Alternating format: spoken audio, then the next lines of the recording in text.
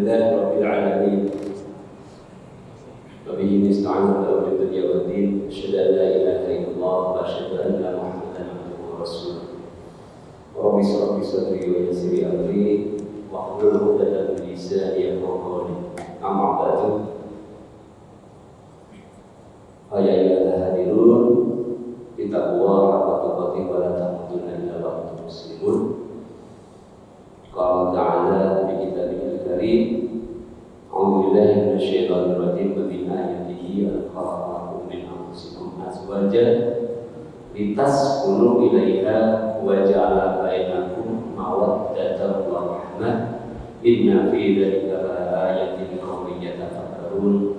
Shadaqallahul adzim. Assalamualaikum warahmatullahi wabarakatuh. Alhamdulillah rabbil alamin. Syukur kami panjatkan, saya panjatkan kepada Allah Subhanahu wa taala hari ini bisa dalam keadaan sehat, walafiat, lahir batin dalam iman dan Islam, kita bertemu dalam situasi yang insya Allah dimuliakan Allah Subhanahu wa taala. Mudah-mudahan waktu yang kita luangkan sebentar ini menjadikan wasilah perantara Allah untuk mengampuni dosa-dosa kita, menjadi wasilah bagi kita untuk diterima meskipun dalam 1, 2, 3 menit sampai 1 atau 2 jam amalan kita, menjadikan wasilah kita untuk diakui sebagai salah satu pengikut Nabi Muhammad SAW yang kita harapkan nanti syafaatnya di yaumul qiyamah. Allahumma amin. Kepada Bapak Ibu khususnya yang kami muliakan, para ustaz, para alim ulama, para dai, dan tidak lupa pada jamaah sekalian yang dimuliakan Allah Subhanahu wa taala. Izinkan saya duduk di hadapan Bapak Ibu sekalian bukan untuk apa-apa, yang pertama untuk ta'aruf dan untuk mengenalkan diri ya. Sebelum kita masuk pada tema, yang pertama perkenalkan saya Priyogo. Hari-hari biasanya di kampus Universitas Islam Indonesia di Fakultas Bisnis dan Ekonomika ya. Terkadang juga di Fakultas Ilmu Agama Islam. Kemudian aktivitas hari-hari juga selain mengajar, karena bidang ekonomi bersama dengan kawan-kawan kita membersamai menggerakkan Islam dalam ekonomi. Di antaranya di Jogja ini ada beberapa kegiatan ya, yang dihimpun dalam sebuah komunitas yang namanya Masyarakat Ekonomi Syariah. Kegiatannya itu Bapak Ibu sekalian di antara lain yaitu menggerakkan bagaimana di dalam bermuamalah, di dalam berbisnis, di dalam berkeuangan itu menerapkan syariah. Jadi Islam dibawa dari dalam masjid keluar masjid, Quran hadis dibawa dari dalam keluar masjid. Salah satu insya Allah nanti pada bulan November, awal November 3 sampai 6 November, mohon doa dan supportnya, kita akan mengadakan Jogja Halal Festival, yaitu pameran industri halal di JEC, Jogja Expo Center ya, tanggal 3 sampai 6 November. Di situ kita akan mengajak kawan-kawan kemudian kuliner syariah, layanan kesehatan syariah, keuangan syariah, fashion atau baju syariah. Kita ajak bersama untuk sosialisasi kepada masyarakat bahwa ternyata Islam itu aktual ya. Islam itu bisa diterapkan dalam situasi modern yang ada saat ini. Itu salah satu program yang kita rencanakan ya. Program yang lain yang kita selenggarakan yaitu adalah gerakan wakaf berjamaah ya, untuk menggerakkan ekonomi syariah di Jakarta. Nah itu sekilas Bapak Ibu sekalian, jamaah sekalian dimuliakan Allah Subhanahu wa taala, tentang aktivitas saya sehari-hari ya. Bapak Ibu sekalian, jamaah rahimahullah, mengapa kemudian tema mengenai masalah merencanakan keuangan keluarga ini jadi suatu hal yang mesti kita perhatikan. Yang ini sebetulnya di negeri kita ini menjadi sesuatu yang tidak lazim, ya, atau jarang. Atau sebetulnya ini mau apa, ya, keuangan keluarga atau berencana. Padahal Bapak Ibu jamaah sekalian, Rasulullah SAW itu dalam salah satu hadisnya pernah menjelaskan bahwa ketika kita ini berjalan bertiga saja, kita itu diwajibkan mengangkat seorang pemimpin, tidak boleh bikin gerombolan. Artinya melakukan sebuah perjalanan kecil saja itu butuh perencanaan, entah pergi ziarah, entah pergi studi banding, entah pergi kemana, ya. Ketika itu melibatkan lebih dari 2 orang, angkat pemimpin. Apalagi Bapak Ibu sekalian, kita akan membangun sebuah mahligai rumah tangga atau keluarga, ya. Sesuatu yang ini dalam Islam disebut sesuatu yang sakral, separuhnya ibadah. Maka alangkah naifnya kalau kita mau membuat ibadah Islam ini dapat setengah atau 50% tanpa rencana. Jadi mestinya perencanaan ini dilakukan sebelum berkeluarga. Perencanaan pranikah dan perencanaan pasca nikah. Jadi nikah itu bukan kebetulan. Ujung-ujung dapat jodoh, ujung-ujung dapat istri atau dapat suami, ya, nemu nikah. Butuh sebuah perencanaan. Kenapa ini jadi penting jamaah sekalian? Karena banyak fakta dijumpai bahwa pernikahan yang tanpa rencana itu potensi menimbulkan masalah di belakang juga cukup besar. Di antaranya Rasulullah pernah mengajarkan bahwa kalau kita itu mau menikah, maka carilah jodoh yang kafah, yang sekufu, ya, yang satu level. Ini sebetulnya implisit menunjukkan bahwa Bapak Ibu yang ingin menjodohkan putra putrinya itu butuh planning, butuh rencana bagaimana nanti calon menantu atau besan kita ini membuat kehidupan anak kita ke depan itu sakinah mawaddah warahmah. Termasuk mungkin ada yang mau nikah. Jadi bukan hanya istilahnya apa, cinta 17 tahun, ya, tapi ada sebuah planning. Kenapa? Karena yang namanya pernikahan itu pertemuan 2 keluarga besar. Perbedaan budaya antar keluarga besar itu menjadi satu masalah yang kalau tidak diantisipasi di depan. Misalkan ketika ada 2 orang sudah saling mencintai, baik muslim dan muslimah dijodohkan, ternyata keluarga besarnya beda. Yang satu hobinya jalan-jalan makan, yang satu hobinya masak di rumah. Ada pertemuan 2 keluarga besar.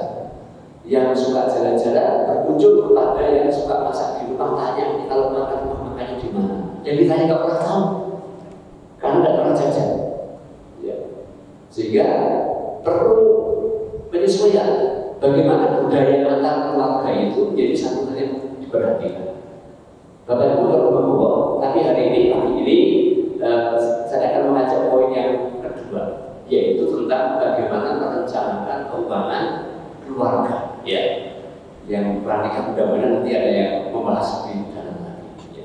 Tadi saya ungkapkan salah satu firman Allah Subhanahu Wa Taala dalam surat Ar-Rum tentang istilah samawat, diambil dari sana bahwa Allah berfirman yang artinya dan di antara tanda kekuasaan Allah itu adalah Allah menciptakan untukmu istri-istri dari jenismu sendiri supaya kamu cenderung merasa tentram, litasku, kata sakinah dari sana, ya, litasku. Waja'ala bainakum mawaddah warahmah, dan menjadikan di antara kamu rasa kasih sayang. Sebagian mufassir menjelaskan mawaddah itu cinta, ya. Jadi rasa ingin memiliki, rohmah itu sayang, anak cucu. Ada yang sudah sebuah pernikahan. Jadi dengan adanya pernikahan ini ternyata sesuatu yang tidak semangat menjadi semangat baru, ketentraman baru. Nah, tentu ketentraman ini menjadi satu hal yang kita inginkan ya selamanya sampai kita menemui Allah Subhanahu wa Ta'ala. Belum lagi Bapak Ibu jamaah sekalian, untuk meyakinkan pentingnya rencana dari kehidupan kita itu, dalam surat Al-Asr Allah juga berfirman, ya insya Allah kita hafal semuanya. A'udzubillahi minasyaitonirrajim. Ya ayyuhalladzina amanu taqullaha wa tanzur nafsum ma qaddamat lighad wattaqullaha innallaha khabirun bima ta'malun. Wahai orang yang beriman, bertakwalah kepada Allah dan hendaklah setiap diri kalian perhatikan apa yang telah diperbuat di masa lalu untuk hari esok. Ayat ini banyak dipakai oleh para mubalik untuk menjelaskan tentang pentingnya berpikir yang akhir, pentingnya perencanaan untuk hidup di surga, hidup di dunia dalam jangka panjang itu harus historical. Artinya kita jangan punya impian tanpa planning. Kita ingin mimpi masuk surga Firdaus, tapi tidak menata amalan menuju surga Firdaus. Kita bermimpi jauh dari neraka, tapi tidak melakukan rencana untuk menjauhi amalan yang membuat kita ke neraka. Mirip seperti ini jamaah sekalian. Kita punya impian keluarga itu sakinah, mawaddah, warahmah, tapi langkah yang kita lakukan tidak menuju sana. Itu namanya ahistoris, jasmera, jangan melupakan sejarah. Kita itu manusia biasa, bukan seorang nabi, bukan seorang rasul. Ingat kisah Nabi Nuh alaihissalam ketika putranya itu diajak naik ke kapal tapi menolak, ingin membuktikan datangnya pertolongan Allah dari mana. Dia mengira Allah menolong itu langsung datang tangan dari Tuhan, menyelamatkan dari banjir. Allah katakan, bukankah aku telah datangkan kepada orang-orang yang disuruh untuk menolong. Jadi kita itu manusia biasa. Saya manusia biasa. Sehingga untuk mendapatkan sesuatu saya perlu dia sebagai wasilah untuk mendapatkan pertolongan dari Allah Subhanahu wa Ta'ala. Dalam banyak hadis di antaranya kita juga sering mendengar ya bahwa Rasulullah SAW itu mengajak kita untuk berencana masa tua sejak muda, berencana untuk menyiapkan diri karena datang sakit, sehat sebelum sakit, berencana untuk mempersiapkan gangguan kekayaan. Nah itu yang mau kita bahas ya. Gunakan kesempatan kayamu sebelum miskin, lapangmu sebelum sempit.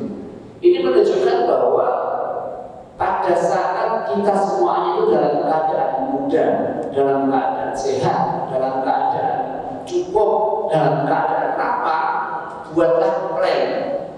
Ingat kisah Nabi Yusuf alaihissalam ketika beliau itu menjadikan mereka diri menjadi menteri perdagangan yang kemudian membuat rencana negara. Karena beliau tahu negara suatu saat akan mengalami masa panen, dibuat rencana agar masa panen tidak dimakan semuanya, tapi cadangannya disimpan untuk 7 masa yang akan datang. Itu contoh kalau Bapak Ibu orang yakin bahwa rencana itu adalah fardu, wajib kita lakukan. Ya. Dalam hadis yang lain, riwayat kedua Rasulullah bersabda, semua orang yang beriman itu siapa saja yang memberikan keselamatan dan perlindungan terhadap harta dan jiwa manusia. Untuk melindungi harta dari kehilangan butuh satpam. Untuk melindungi harta anak yatim agar tidak rusak butuh pelindung, yaitu orang yang menjaga anak yatim. Butuh sebuah perencanaan. Bapak-bapak sekalian, fakta yang kita jumpai, kehidupan kita ini punya masalah yang kadang tidak kita sadari. Ya. Yang pertama, kita kadang menghadapi yang namanya keterbatasan keuangan. Ya. Kalau yang gajian ya berarti akhir bulan, ya. Ruwet sih. Ya. Tiba-tiba para ibu terutama itu kalau sudah punya penyakit kanker atau kering gitu ya, dunia gelap anak saya makan apa, ya, ini sekolahnya minta uang buku dari mana. Jadi emosionalnya kacau gitu. Bapaknya gimana itu tanpa sebab, karena keterbatasan finansial. Belum lagi nanti aspek spiritualnya terganggu, ya. Yang biasanya itu habis sholat zikiran tenang, itu zikirannya adalah bagaimana dari depan. Problem di situ. Padahal ada maksudnya keterbatasan finansial itu belum tentu kita tidak punya uang. Bisa jadi hanya karena kita tidak bisa menata uang saja. Yang kedua, yang Bapak Ibu punya usaha, mencampur urusan bisnis dan urusan keluarga. Modal dipakai untuk kredit, untuk konsumsi, uang di tangan dicampur, yang ini uang usaha atau uang keluarga. Maka ada sebagian yang menyebut ide tangan berbeda, ya. Uang perempuan itu uang keamanan ini, ya. Bapak menjaga agar uangnya tidak bercampur. Itu salah satu sebetulnya contoh Bapak Ibu yang lakukan perencanaan uang. Contoh yang ketiga gaya hidup. Coba Bapak bersani, ya. Gaya hidup kita ini akan terlihat dari dompet kita isinya apa. Kalau dompet kita itu isinya uang receh, berarti kita suka belanja di pasar. Kalau dompet kita isinya debit card, berarti sukanya di supermarket. Kalau dompet kita isinya kartu kredit, berarti hobinya berutang. Hati-hati, ya. Jadi dompet cerminan kita termasuk warna dompetnya, termasuk jenis dompetnya, itu akan menunjukkan siapa kita itu termasuk orang yang peduli rakyat atau tidak. Berarti kalau orang peduli rakyat suka belanja di pasar, pasti isinya uang cash.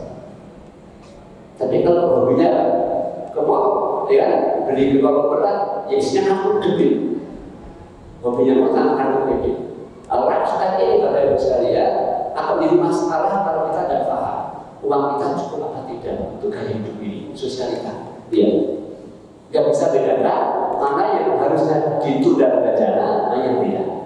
Contoh lagi problem keuangan kita, ya, yaitu zakat tak ditunaikan. Coba Bapak Ibu, zakat itu berapa persen sekarang porsinya yang Bapak Ibu tahu? 2,5%. Jadi kita usaha untuk kebiayaan, pokoknya zakat itu 2,5%. Padahal 2,5% itu hanya berlaku untuk jenis harta tertentu, emas, perak, tabungan, profesi. Tapi kalau kita profesinya itu bukan di luar tadi, pertanian, ya, peternakan, zakatnya beda. Ada yang 5%, ada yang 10%, dan ada yang di antaranya. Tapi kebiayaannya kita 2,5%. Kapan dikeluarkan? Jawabannya mungkin sama, bulan Ramadan. Padahal zakat itu tahunnya beda-beda. Ada yang wajib dikeluarkan setiap kali panen, kalau itu pertanian. Ada yang dikeluarkan setiap tahun, dan tahunnya bukan tahun Masehi, tahunnya tahun Hijriah, yaitu kalau itu dia perdagangan, ya, atau emas. Tapi kita menggunakan. Coba kalau kita sampai itu apa terjadi? Utang zakat tanpa kita sadar.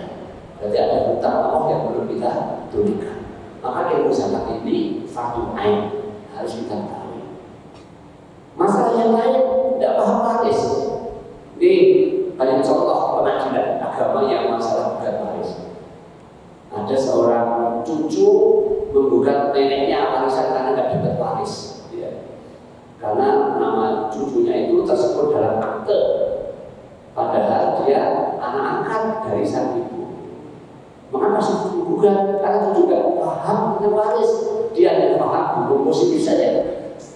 Kalau dia paham waris, dia akan tidak menggugat karena tahu yang namanya anak angkat dan punya waris. Banyak contoh penyalahgunaan di kita. Misalkan contoh, ya, ketika bapak meninggal, harta tidak diwaris, suka itu masih hidup. Atau harta dibagi-bagi dulu sebelum meninggal, tapi nanti akan dibagi setelah meninggal. Atau dibagi rata, laki separuh, perempuan separuh. Banyak lagi ya, penyimpangan-penyimpangan tabungan. Rasulullah menyampaikan bahwa Islam itu nanti yang ibadah yang pertama kali akan ditinggalkan oleh otomatis lagi itu waris. Dan yang terakhir kali adalah sholat. Salah satunya di Jawa ini kita punya budaya tabu. Nek kok ke waris itu tabu, ya. Wong itu masih hidup kok minta waris. Bapak meninggal. Padahal mestinya itu adalah harus diwariskan dari dahulu. Yang lebih parah lagi, hidup tanpa tujuan. Kerja itu untuk apa? Berbisnis itu untuk apa? Ya. Apa sekedar untuk memenuhi nama keluarga atau kita punya impian yang besar? Pernahkah kita punya bayangan 10 tahun lagi mau apa, 20 tahun lagi mau apa, 100 tahun lagi mau apa? Pernah nggak Bapak Ibu memimpikan sesuatu? Ya. Kalau hidup kan paling hidup akan mengalir. Nah, perasaan sini kita akan merasa kesulitan. Ya. Nah, dengan melihat ini Bapak Ibu sekalian, Bapak sekalian, kondisi keuangan kita ini bisa kita kategorikan menjadi 3 jenis. Ya. Antara sumber pendapatan dan belanja itu nanti dampaknya bisa 3. Kelebihan atau surplus, defisit kalau kita kekurangan, atau balance, sama ya, seimbang antara belanja dan pengeluaran. Dimana yang namanya sumber pendapatan itu bisa kita lakukan menjadi pendapatan yang aktif, hasil kerja, hasil usaha, ya, hasil misalkan proyek aktif, atau dia yang disebut dengan pendapatan hasil investasi. Bapak Ibu punya, misalkan kita punya saham di sebuah perusahaan, ya, nanti ada hasilnya. Kita punya obligasi syariah, ada hasilnya.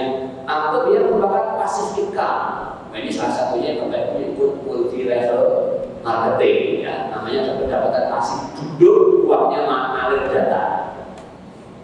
Semua dikumpulin jadi satu, dibelanjakan. Untuk apa? Untuk kebutuhan pokok atau darurat, kebutuhan sekunder atau hadiah, kebutuhan mewah atau takziah. Ternyata kok sisa, namanya surplus. Nah, kan masalahnya pada Bapak sekalian, defisit itulah yang terjadi. Nah, masalahnya ada yang saya kasih warna merah. Defisit itu bisa terjadi karena memang kita kurang duitnya, makanya tugas lembaga zakat untuk ya. Tapi yang masalah itu, kita itu kekurangan uang bukan karena tidak punya uang, tapi gaya hidup kita yang membuat kita yang semulanya jadi nggak punya. Orang akuntan itu menyebutkan bahwa orang yang bedanya orang yang kaya dengan yang miskin itu bukan pendapatannya berapa banyak, tapi bedanya orang kaya dan orang miskin itu adalah orang kaya itu orang yang bisa menghemat pendapatan, orang yang miskin itu orang yang boros mengelola pendapatan. Maka ada orang yang kaya itu hakikatnya pendapatannya kecil, tapi dia dapat menabung. Orang yang miskin itu mungkin pendapatannya besar, tapi tidak bisa menabung. Islam menyebutnya pendapatannya barokah, sidik ning cukup, sedikit tapi mencukupi. Itu yang kita cari pada Islam. Maka awal kenali, ya. Mari kita coba identifikasi kondisi dapur kita seperti apa. Poin terpenting Bapak Ibu sekalian, cermati sudahkah pendapatan kita halal 100% dan thayyib. Rasulullah SAW pernah menjelaskan dalam sebuah hadis yang populer. Ada seorang laki-laki pakai baju lusuh di masjid, datang angkat tangan, menyebut nama Allah berkali-kali, Ya Rob, Ya Rob, Ya Rob, wahai Tuhanku, wahai Tuhanku, memohon jangan kita. Tapi Nabi mengatakan tidak akan dikabulkan doanya. Sahabat bertanya, loh kok bisa tidak dikabulkan? Nabi menjelaskan, bagaimana mungkin orang dikabulkan doanya? Sementara makanannya haram, sementara bajunya haram, sementara minumnya haram, sementara pekerjaannya haram. Padahal berdoa tadi sudah memenuhi 3 syarat, menyebut nama Allah, kemudian berharap total, ya, dan mengangkat tangan. 3 syarat terpenuhi, tapi Rasul sebutkan tidak ada dikabulkan doanya. Kenapa? Karena pendapatannya ada yang haram.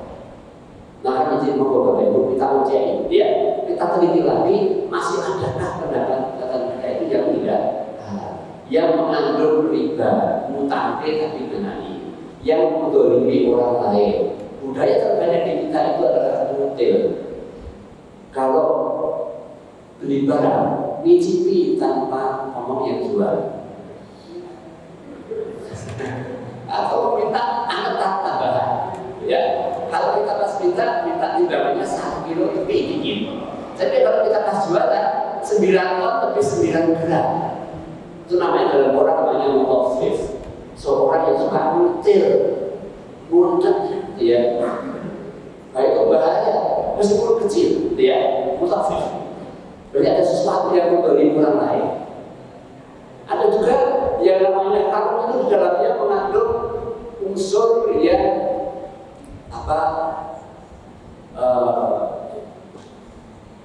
menzalimi diri sendiri.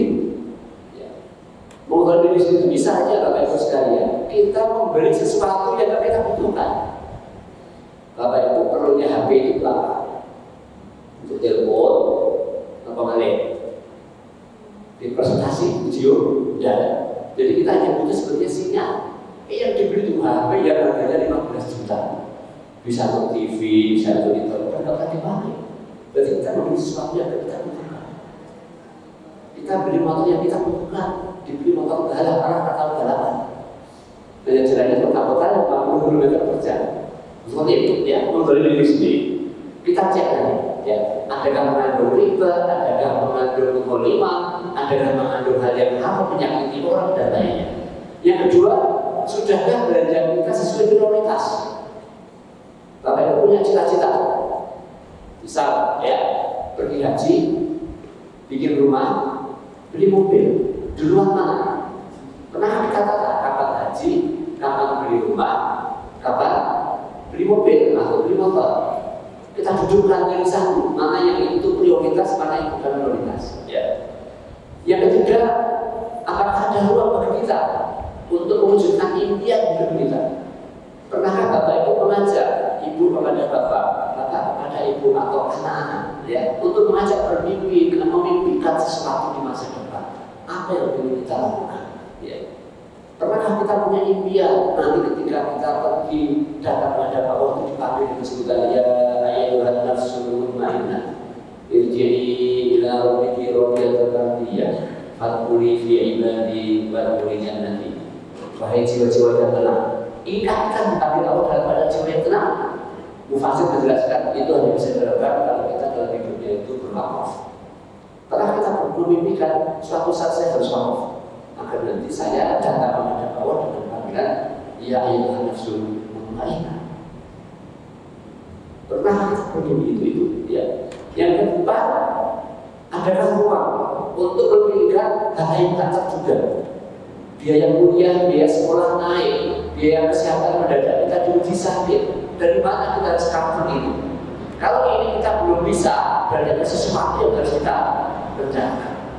Bagaimana konsepnya Bapak Ibu sekalian? Prinsip utamanya adalah saya mengajak kita semuanya, jamaah sekalian, untuk bagaimana rumah tangga hidup kita itu dibawa menuju maqasidus syariah.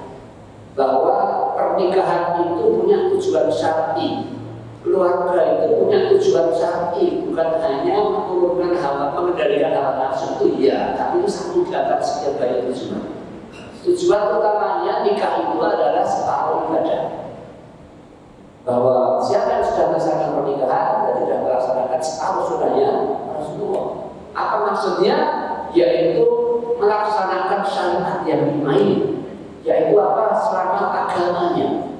Bagaimana mungkin dalam keluarga suami, ayah, ibu dan anak-anak itu dalam keluarga agama Islam.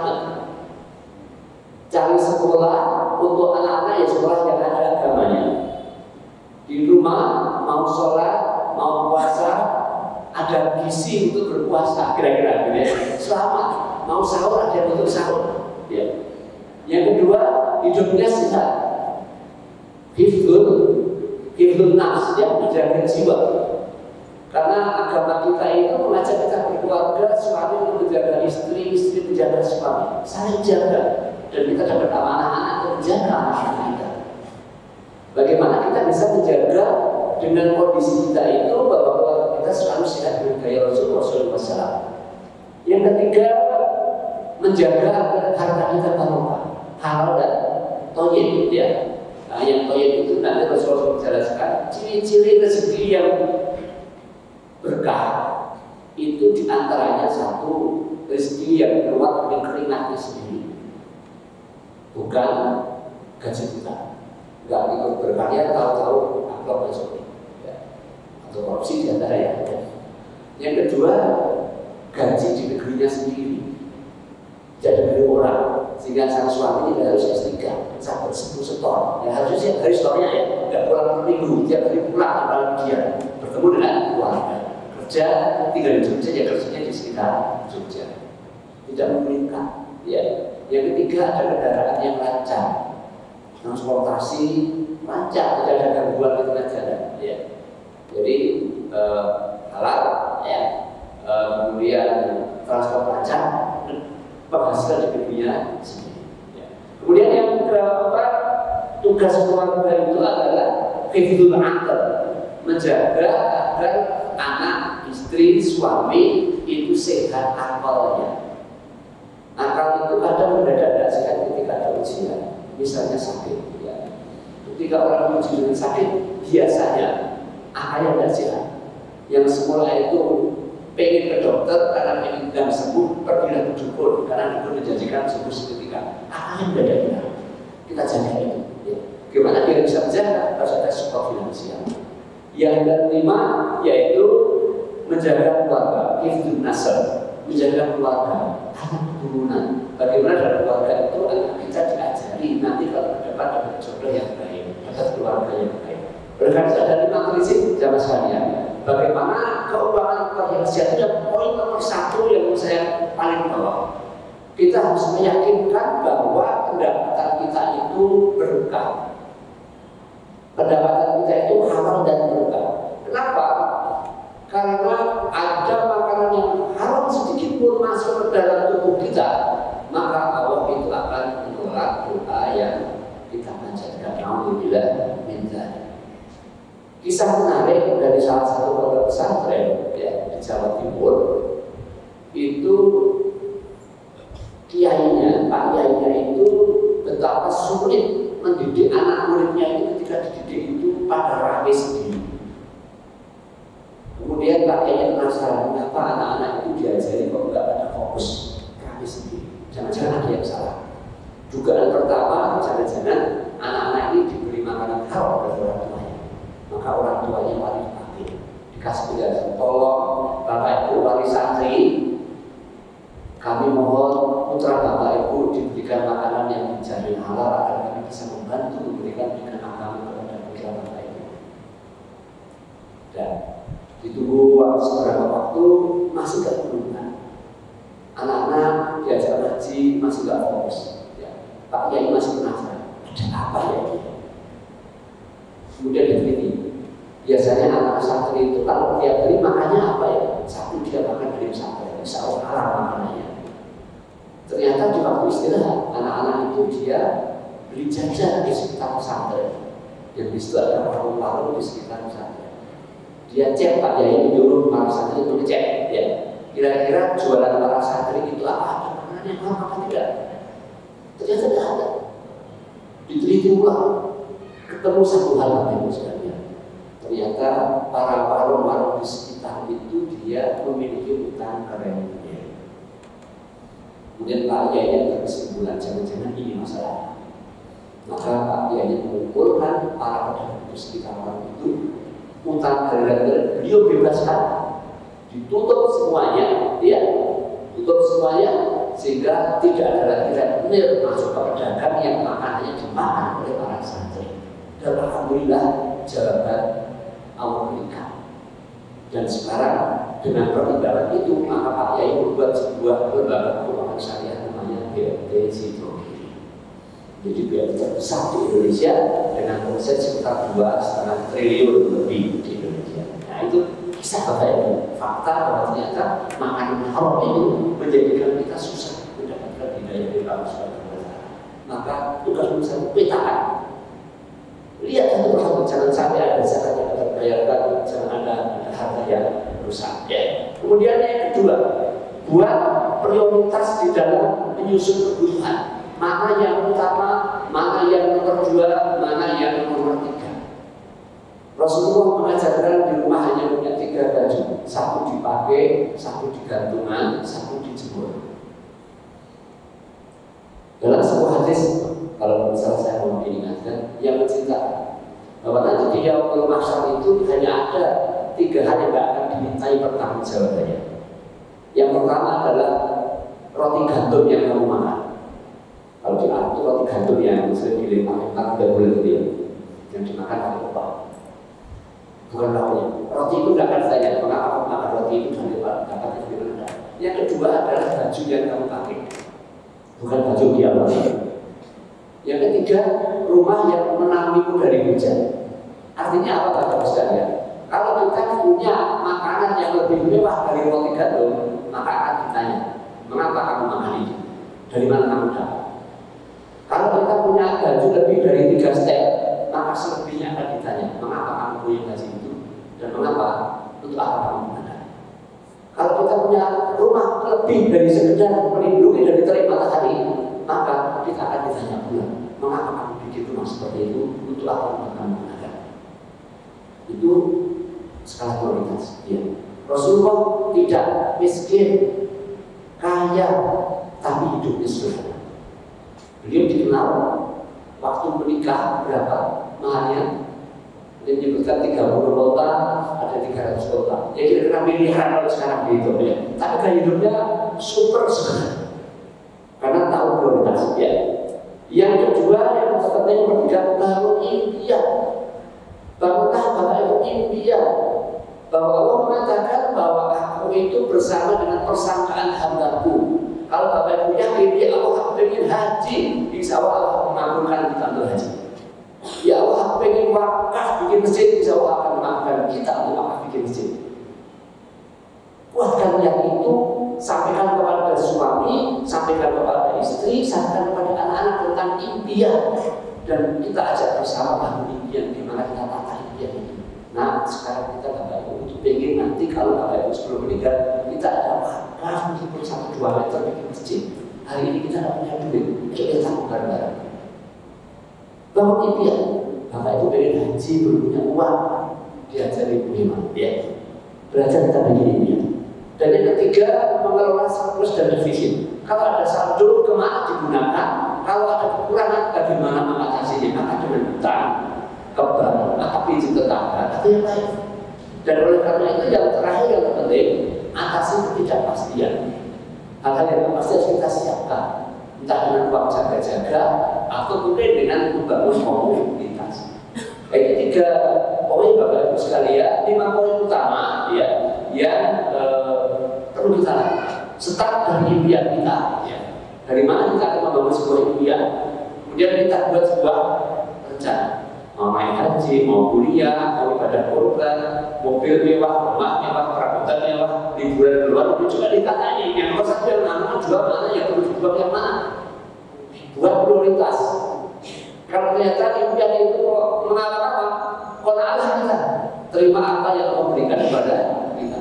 Tapi kalau impian itu masuk akal akan kita wujudkan, maka kita buat estimasi biayanya berapa, kapan akan kita lakukan, cara mengatasinya gimana. Ya. Salah satu cara yang terbaik yaitu membuat semacam otomatisasi, ya, otomatisasi pendapatan. Misalkan Bapak Ibu mungkin itu kan punya kewajiban bayar SPP putra putri sekolah per bulan. Ya. Gimana biar nggak mikir? Maka kita akan carikan, sisihkan sebagian pendapatan yang hasilnya kira-kira cukup untuk SPP anak kita. Misal ditaruh di saham atau ditaruh di deposito syariah, ya. Misalkan contoh ini saya dijualkan punya BNT, ya. BNT itu kan bisa ditanami saham. Nanti kita akan dapat saham setahun sekali. Atau kami bisa punya deposito di BNT kita dapat hasil. Jadi ambil hasil itu yang kita pakai untuk SPP. Jadi tiap bulan kita nggak bisa bikin SPP lagi.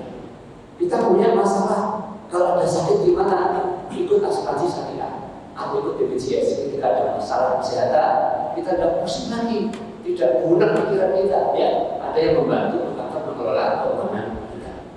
Itu Bapak Ibu sekalian untuk awal bahan diskusi yang saya sampaikan. Ini ada satu contoh saja Bapak Ibu, mungkin bisa yang disebutkan bisa dicermati dilihat bahan diskusi kita ya. bahwa ada suami istri namanya Budiono dan Indah, masing-masing punya daftar harta kekayaan semacam ini, ya. Coba Bapak Ibu periksa ini ada yang salah atau tidak, ada yang perlu dikasih anjuran masalah atau tidak di sini.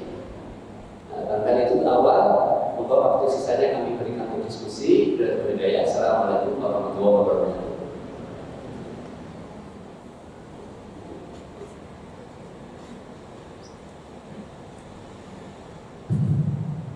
Masya Allah, ilmu yang sangat luar biasa, ilmu yang sangat bermanfaat.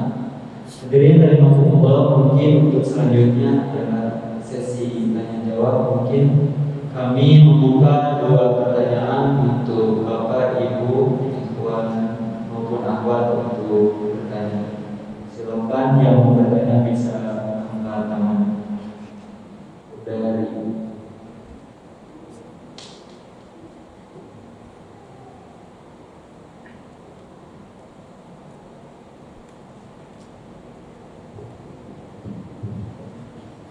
Assalamualaikum warahmatullahi wabarakatuh. Saya ada 2 pertanyaan mengenai keuangan syariah. Jadi yang dimaksud dengan syariah itu bagaimana? Pejabat 2 itu kalau di keuangan keluarga itu ada biaya tambah juga dan biaya tambah juga. Nah, kadang-kadang permasalahan itu di biaya tambah juga.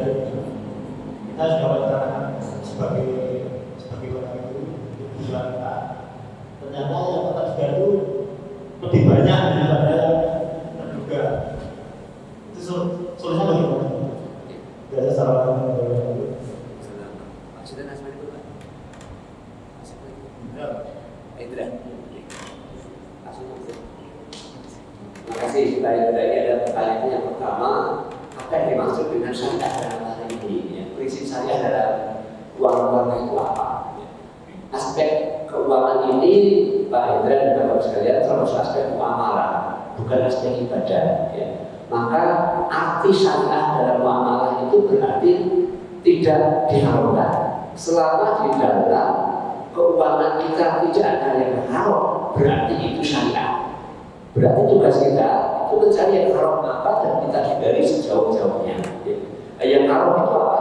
Sekalian, tadi yang haram di dalam keuangan itu ini, ya. Ada yang pertama yang terpenting bebas dari riba, utang anake, ya.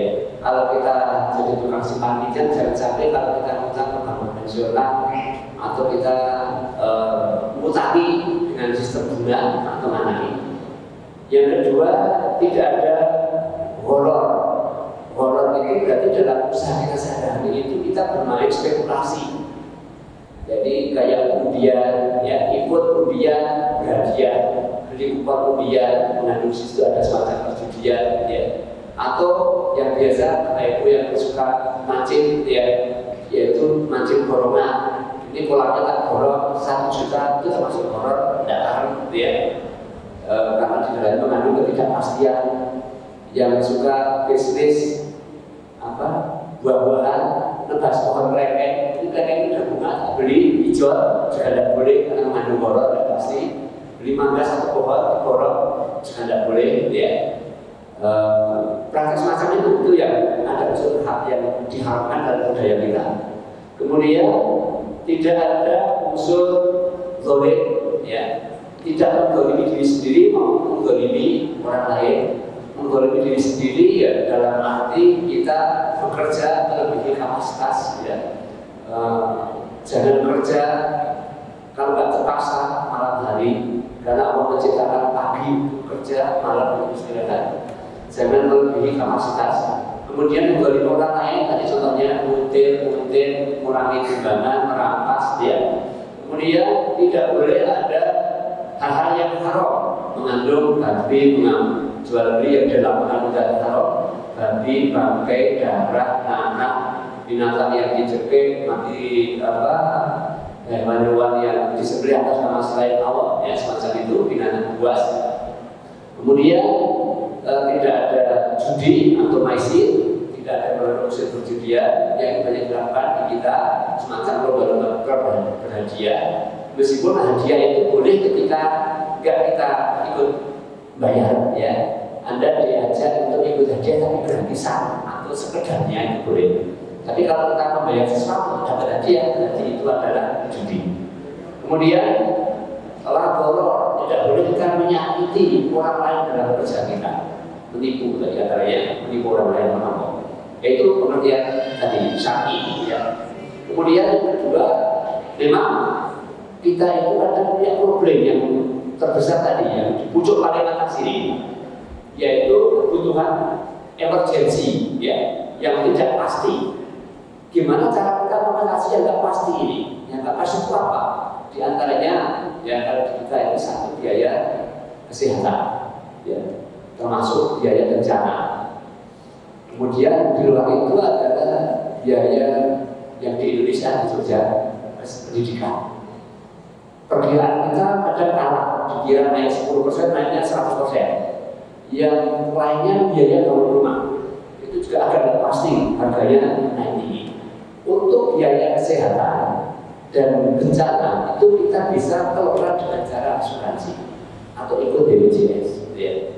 Tetapi kan tidak semua Bapak Ibu sadar ikut antrian BPJS, ya. Yang panjang ya harus masuk 1, masuk 2, masuk 3, ya. Maka jalan keluarnya di antaranya yaitu ikut asuransi non BPJS yang syariah. Ada takaful, ada asuransi bersyariah yang lain ya, yang itu membantu kita mengelola. Ya. Kemudian untuk biaya emergensi di luar kesehatan, misalnya perumahan dan lain-lain, kita bisa melengkap membuat semacam alokasi tabungan. Dan yang disiapkan itu adalah hasilnya. Kita ada yang namanya tabungan pensiun, tabungan hari tua, tabungan haji, tabungan korban, yang pokoknya tidak akan diambil sebelum tujuannya terpenuhi. Betapa tidak ada ini tabungan untuk bikin rumah, yang sendiri Bapak Ibu, kira-kira begitu ya. Kita menyisakan sendiri. Budaya kita itu menabung itu adalah memanfaatkan uang sisa yang salah. Jadi kalau diurai, kita punya pendapatan segini, ya, diurangi pengeluaran belanja, kemudian baru sisanya akhirnya ditabung. Akhirnya apa? Yang bulan tidak pernah tabung, kan tidak pernah sisa. Maka cara ini Bapak Ibu kita balik semuanya. Ketika Bapak Ibu punya pendapatan, keluarkan dulu minimal 10% tabung. Dan nabungnya jangan pakai ATM, nanti diambil terus. Nabung yang tidak punya ATM, ditambah ATM tidak usah mau. Saya tidak butuh ATM, kira-kira gitu ya. Agar apa? Agar nggak bisa kita ambil. Atau kalau enggak, titipkan kepada saudara yang gala. Aku titip duit, tabungan uangnya ini. Intinya kita harus mengelola diri kita agar kita yakin ini tak boleh jaga-jaga. Kenapa? Karena kalau kita merasa ada uang di rumah, itu akan kita pakai. Padahal itu uang jaga-jaga. Ya. Secara uang rumah, kalau uang kita dapat murah, maka uang jaga-jaga itu minimal butuh 6 kali bulan pengeluaran. Jadi kalau normal ya, kalau misalkan kita itu mengeluarkan bulan itu 3 juta rupiah, berarti minimal kita ada 20 juta rupiah untuk jaga-jaga. Ini tidak berlaku untuk kesehatan. Maka kesehatan itu kalau hari ini fardu ain lah kita ikut layanan BPJS itu kira-kira begitu. Jadi untuk antisipasi maka diotomatisasi kalau sadar, kalau tidak kita ikut paket-paket program yang ada. Ya, karena kebetulan pemerintah kita terlalu mampu membantu BPJS kesehatan dan kita kerjaan yang lain belum ya, rumah ada bantuan, sekolah ada bantuan, yang belum ada itu kita kelola sendiri. Makasih. Mungkin ada yang lain? Mungkin untuk satu pertanyaan dari Akhwat terlebih dahulu. Apakah ada pertanyaan dari Akhwat?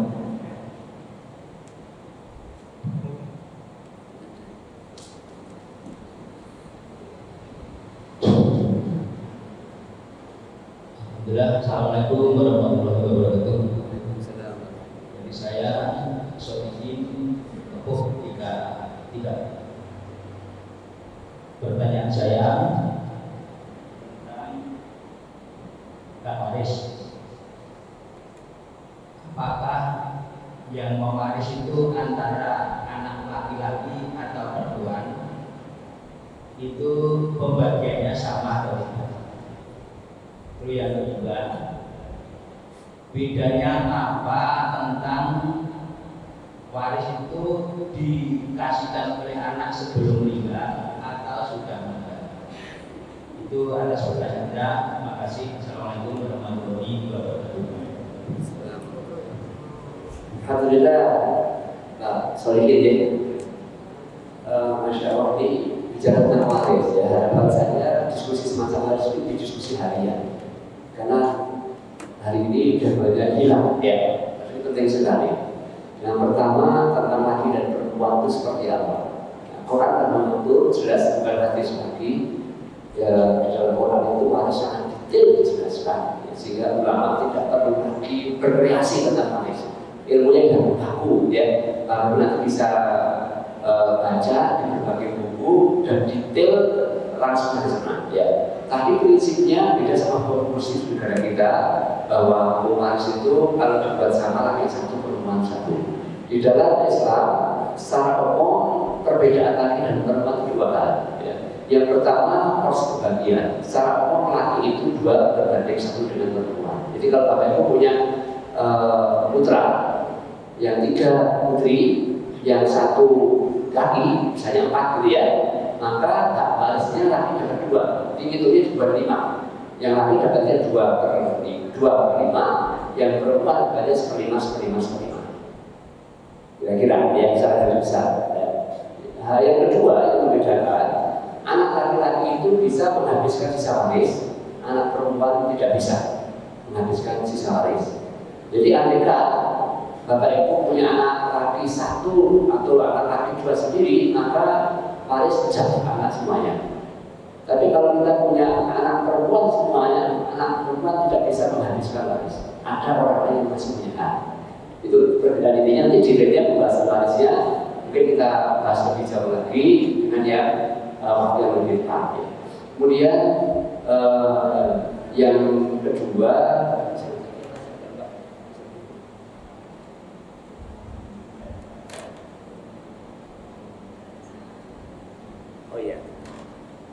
waris itu adalah pembagian harta setelah pemilik harta meninggal. Ketika dibagikan masih hidup itu namanya hadiah, bukan lagi waris. Jadi misalkan saya mengatakan, nanti kamu kalau bapak meninggal, rumah ini punya si anak pertama, mobil ini punya anak kedua, rumah itu punya anak ketiga ya.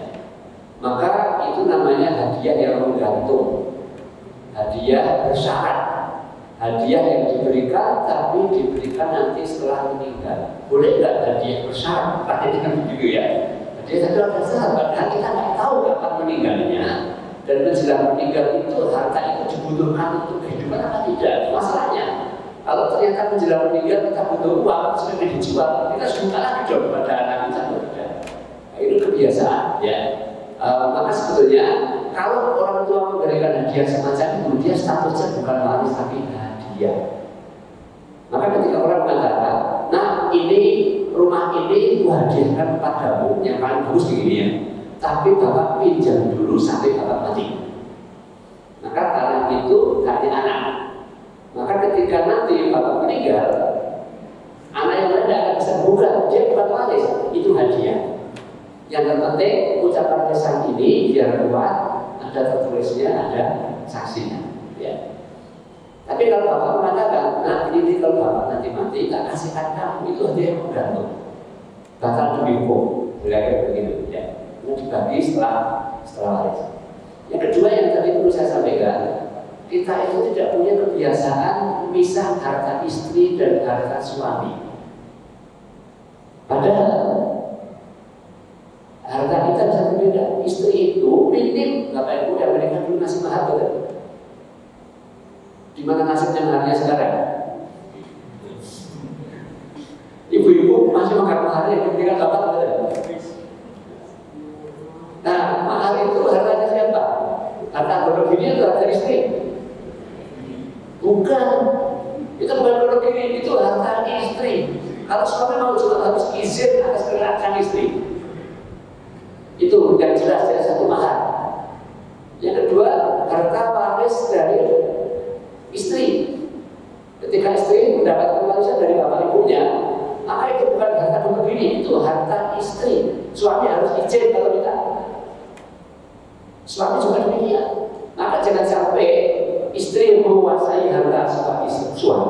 suami jangan sampai mewakili sang istri. Dua-duanya punya hak. Beda-beda. Ini saya contohkan di sini ada belakang. Ini kaitannya apa Bapak sekalian? Salah satunya nanti berpengaruh pada penghitungan zakat. Contoh ini ya, si Budiman itu punya tabungan 160 juta, si istrinya tidak punya tabungan 5 juta dan deposito 100 juta. Ini waktu itu zakat dikumpulkan jadi satu atau dipisah?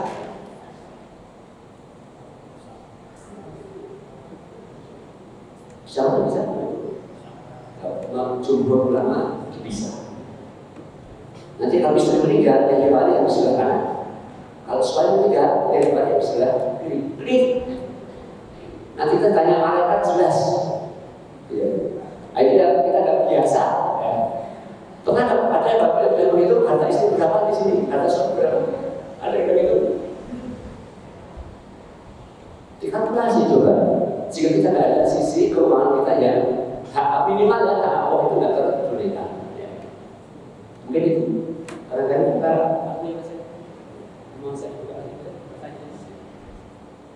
sudah. Ya. Kadang-kadang itu bahwa alam sholat tak sebagai baiklah yang lain sekalian. Apa yang tadi kami sampaikan barangkali campur antara pendapat saya pribadi dengan apa yang Rasulullah sampaikan, apa yang Allah firmankan. Kalau yang saya sampaikan mudah-mudahan Allah mengampuni dosa saya dan mohon dimaafkan. Kalau ada yang baik, mari kita ambil bersama, kita lakukan mulai dari sekarang. Ya, tidak binafsi, mulai dari kita sendiri, mulai dari saat ini, mulai dari yang punya dulu, yang bisa kita lakukan. Assalamualaikum warahmatullahi wabarakatuh.